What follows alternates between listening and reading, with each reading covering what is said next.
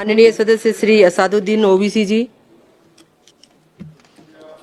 मोहतरमा चेयरमैन साहिबा, मैं शुरुआत में अपनी तरफ से ताज़ियत पेश करना चाहूँगा उन 26 लोगों को जिनका नाम पूछकर और मुसलमान नहीं होने के नाते पर उनको गोली मारकर कत्ल कर दिया गया। मैं ताज़ियत पेश करना चाहूँगा मौलाना इकबाल को, जो पूंछ के मदरसुल ज़ियाउल उलूम के मुदर्रिस थे। उस 5 साला लड़की मरियम को, जिसको पाकिस्तान की शेलिंग में उसका पेट फट गया। मैं ताज़ियत पेश करना चाहूँगा मैडम जैन अली और उर्वा फातिमा, इन दो जुड़वा भाई बहनों को जिनकी उम्र 14 साल थी। लांस नायक दिनेश कुमार को, बीएसएफ के सब इंस्पेक्टर मोहम्मद इम्तियाज को। मैं शुक्रिया अदा करना चाहूँगा कश्मीर की आवाम का कि उन्होंने पहलगाम के वाक़े के बाद मस्जिदों से ऐलान किया मजम्मत का, बगैर किसी के बोलने पर रोड पर निकलकर उन्होंने पाकिस्तान से आए हुए दहशतगर्दों की मजम्मत की। मैं मुबारकबाद देता हूं हमारी मुसल्लह अफवाज को कि उन्होंने एक अजीम कुर्बानी पेश की और बहादुरी के साथ ऑपरेशन सिंदूर में भारत को कामयाबी दिलाई। मैं मुसल्लह अफवाज ने पहले 9 दहशतगर्द ठिकानों पर उनको निशाना बनाया और सबसे मेरी नजर में जो दहशतगर्दी के दिल पर हमला हुआ वो भावलपुर का था और 6 एयरफील्ड, 3 हैंगर और 2 रनवेज को हमने तबाह किया।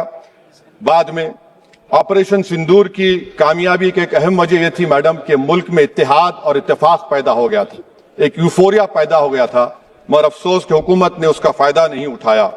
मैं आज भी कह रहा हूं, जिम्मेदारी के साथ कह रहा हूं कि पाकिस्तानी फौज, पाकिस्तान की ISI, पाकिस्तान का डीप स्टेट, उनका हयाती मकसद ये है कि हमेशा भारत को कमजोर किया जाए। और अगर हमको इन ताकतों को कमजोर करना है तो देश में इत्तेहाद और इत्तेफाक को बरकरार रखना पड़ेगा।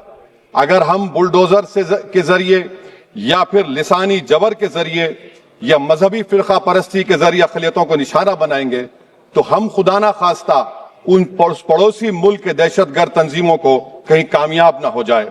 मैडम, मैं आपके सामने ये भी कहना चाहूंगा कि इत्तेहाद और इत्तेफाक इस मुल्क में जब मजबूत होगा तो हमको बैनुल अक़वामी सतह पर दिखाने की जरूरत नहीं पड़ेगी।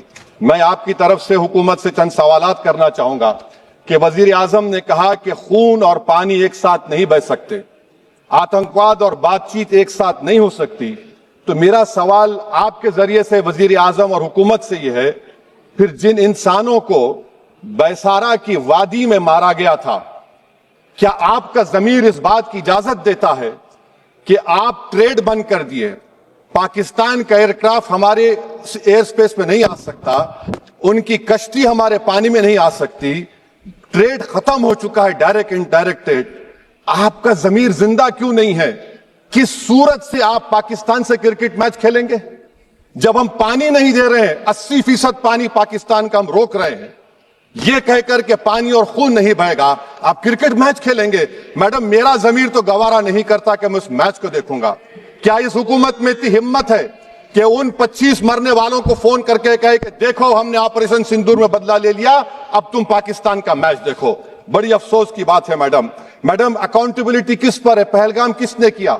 7.5 लाख हमारी फौज और सेंट्रल पैरामिलिट्री फोर्स है, ये कहां से 4 चूहे घुसकर हमारे भारत के नागरिक को मारे? अकाउंटेबिलिटी किस पर फिक्स होगी? LG पर फिक्स होगी तो LG को बरतरफ करिए, IB पर आती है तो एक्शन लीजिए, पुलिस पर आती है तो एक्शन लीजिए, मगर आप ये समझ रहे हैं कि ऑपरेशन कर दिया और हम खामोश लोग भूल जाएंगे। अकाउंटेबिलिटी फिक्स करना पड़ेगा। मैडम, डिटरेंस आपकी क्या है? आपने सर्जिकल स्ट्राइक किया, आपने बालाकोट किया, फिर ये पहलगाम हुआ, तो आपकी डिटरेंस की पॉलिसी नाकाम साबित हुई, कश्मीर की पॉलिसी नाकाम साबित हुई। 370 हटा दिया आपने एक रियासत को यूटी बना दिया और उसके बावजूद भी दहशतगर्द वहां पर पहुंच गए। तो और अफसोस मुझे इस बात का होता है मैडम कि पाकिस्तान को हम जानते हैं, पाकिस्तान और इजराइल इस पूरी दुनिया में एक फेल्ड स्टेट है और पाकिस्तान के आर्मी चीफ को, जिससे हमारे स्ट्रेटेजिक रिलेशनशिप, इसको अपना दोस्त कहते हैं, उस देश का प्रेसिडेंट उस शख्स को बुलाकर खाना खिलाता है अपने साथ जिसके भाषण से हमारे लोग मारे गए थे। تو کیا آپ کی خارجہ پالیسی کامیاب ہوئی؟ آپ دیکھ لیجئے. اچھا ہمارے دیش میں ایک ایسی تنظیم ہے جس کا وجود نفرت کی بنیاد پر اور مذہبی عصبیت کو پھیلانے کے لیے بنایا گیا. ان کو تکلیف ہے سیکولرزم سے، سوشلزم سے، مگر ہمارے سمویدھان کے پریامبل میں لفظ سوورن ہے. سوورن کا مطلب یہ ہے کہ ہم خود مختار ہیں، ہم حاکم اعلیٰ ہیں، ہم اپنے ملک کے مقدر کا فیصلہ کریں گے. ایک گورا وائٹ ہاؤس میں بیٹھ کر بھارت کی سیز فائر کا اعلان کرے گا؟ یہ آپ کا نیشنلزم ہے. افسوس ہوتا ہے مجھے سر. میڈم میں آپ سے پوچھنا چاہ رہا ہوں کہ اگر ایک چچا سیم اعلان کر رہے ہیں تو ہماری فوج پر کیا اثر پڑا ہوگا؟ ہمارے ان پائلٹوں پر کیا اثر پڑے گا جو نہیں معلوم کتنی اوپر آسمانوں پر بھارت کی حفاظت کر رہے ہیں؟ وہ نیوی کا سپاہی جو سمندر میں کھڑا ہوا ہے اس کو یہ نہیں معلوم ہو رہا ہے کہ میرا پردھان منتری اعلان نہیں کیا، ایک گورے نے اعلان کیا. بڑا یہ آپ کے کیسا ہوگا یہ؟ میڈم میرا سوال حکومت سے یہ بھی ہے کہ ہم کوئی ایڈورسریل کنٹری نہیں ہے امریکہ کے لیے، ہم دوست ہیں، اسٹریٹجک ریلیشن شپ ہے. کیا اگریمنٹ ہم نے سائن نہیں کیا، تو کیا یہ دوستی نبھا رہے ہیں؟ میڈم میں ہسٹوریکل اگزامپل دے رہا ہوں. کرشچیف اور ٹیٹو، کرشچیف نے دباؤ ڈالا، ٹیٹو نے کہا میں نہیں مانتا، میں نیم جوائن کروں گا. میڈم فرانس اور یو ایس اے، ڈی گول کو جب یو ایس اے نے دباؤ ڈالا تو ڈی گول نے کہا کہ تم دوست ہو مگر ہماری خارجہ پالیسی آزاد نہ ہے. میڈم وہیں پر آپ دیکھیں گجرال صاحب جس کو کہتے سب سے کمزور تھے، وزیر اعظم تھے، انہوں نے بہادری کا مظاہرہ کیا، ریفولنگ کرنے نہیں دیا. ویتنام 20 سال یو ایس اے لڑا مگر جھکا نہیں، اور ہم ان کو بول بھی نہیں پا رہے. ہم تو کوئی دشمن ملک تو نہیں ہے امریکہ کے، یہ آپ کو سمجھنے کی ضرورت ہے. اور میڈم یہاں پر وزیر خارجہ نے کہا وہ چین گئے، ڈپٹی چیف آف سٹاف نے کہا کہ چین کے اکوپمنٹ ایک لائف لیب تھا ہمارے ان کے لیے. کیا آپ نے کہا چین کو کہ تم نے کیوں دیا پاکستان کو ہتھیار؟ آپ نہیں کہے. اور میڈم آپ جانتے ہیں کہ رکشا منتری نے کہا کہ سوئفٹ اینڈ پروپورشنیٹ. تو پھر جو انڈونیشیا ملٹری اٹیشے نے کہا کہ ہم کو کہا گیا مت مارو، ہم سیلف ڈیفنس میں بھی نہیں مار سکتے تھے پاکستان کو. اور اگر آپ ٹرمپ کے بیان کو غلط کہہ رہے ہیں کہ 5 ایئر کرافٹ نہیں گرے، میں یقین کرتا ہوں آپ کی بات کا. آپ ہمارے پائلٹس کو کمنٹ کریے نا، ہمارے پائلٹس کو کمنٹ کریے کہ ہم اپنے پائلٹس کی تعریف کرتے ہیں، آپ وہ بھی نہیں کرنا چاہتے. میں حکومت سے جاننا چاہتا ہوں میڈم کہ کیا فرانس نے ہم کو سورس کوڈ نہیں دیا جس کی وجہ سے ہمارے ایئر کرافٹ کو کیا نقصان ہوا؟ اب مستقبل میں آپ ہتھیار خریدیں گے تو کیا آپ سورس کوڈ حاصل کریں گے؟ اور میڈم میں آپ کو بتانا چاہ رہا ہوں، میرے سوال کا جواب حکومت دے.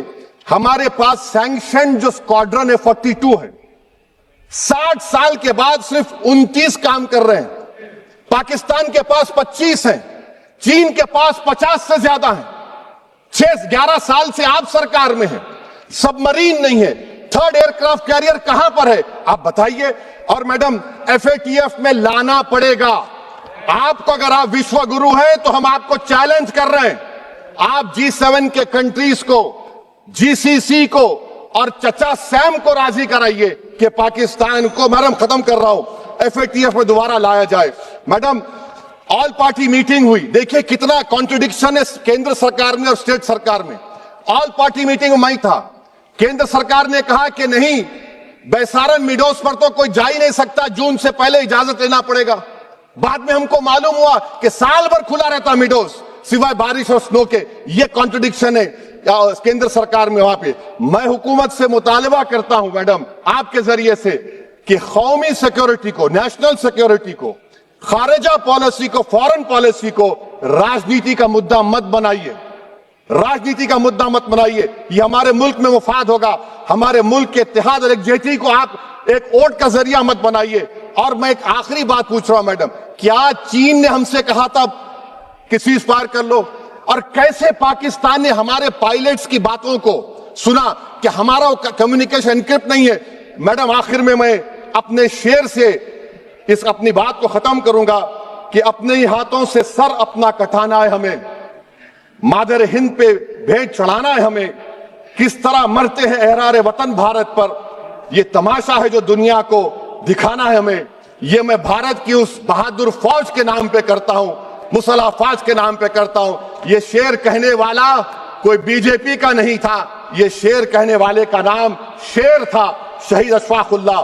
میں پھر سے حکومت سے کہہ رہا ہوں पाकिस्तान टेररिज्म करेगा, आप तैयार हो जाइए। आप चीन से मोहब्बत, कितना इम्बैलेंस हो रहा ट्रेड का, कितना इम्बैलेंस हो रहा है चीन से। अच्छा, जब गलवान हुआ उस वक्त भी ट्रंप ने कहा था कि मैं बात करूंगा, हमने कहा नहीं बात करेंगे, जरूरत नहीं है। आज ट्रंप हमारे से पहले बोलता है इज्जत नफ्स भी कोई चीज होती है, इख्तिदार में कोई यहां रहेगा कोई वहां रहेगा, मगर इख्तिदार में इकबाल होना चाहिए। बदबख्ती की बात यह है कि आपने इकबाल को खो दिया। बहुत बहुत शुक्रिया।